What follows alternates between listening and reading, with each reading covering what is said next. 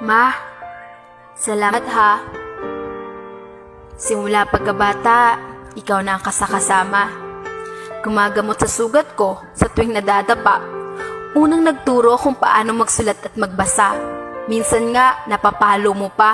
Ikaw rin ang unang nagturo sa akin kung paano maging mabuti sa kapwa. Mama, alam kong pagod ka na.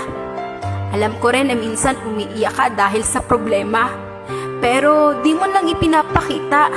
Alam ko rin na may nararamdaman ka na dahil sa maghapong paggawa at walang pahinga. Ingatan mo naman sarili mo, Mama.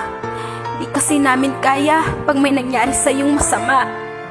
Sorry, Mama, kung matigas ulo ko. Di nakikinig sa mga payo mo at pabalang kung sumagot sa'yo. Minsan nagdadabog sa tuwing inuutusan mo. Di ako perpekto. Di rin ako yung tipo na nag-I love you sa'yo.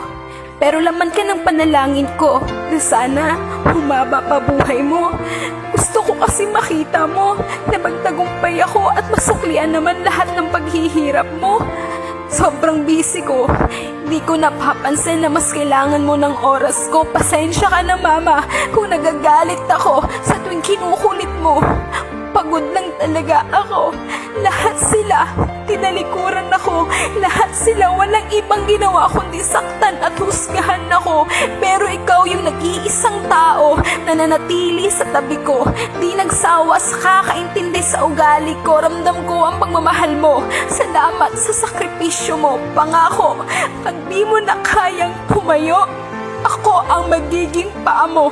Kung mahina na ang pandinig mo, ayos lang, di ako mapapagod sa'yo. At kung dumating man na makalimutan mo ko, ipapaalala ko lahat sa'yo.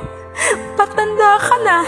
Kung pwede lang pigilan ang pagtakbo ng orasan, alam ko darating ang araw na kailangan mo na kaming iwan, na kailangan ka na naming bitawan, na darating ang araw na kailangan mo nang magpaalam. Ikukwento ko sa magiging anak ko kung gaano kabuting ina at ibabahagi ko ang mga payo mo sa kanila. Mama, mahal na mahal kita.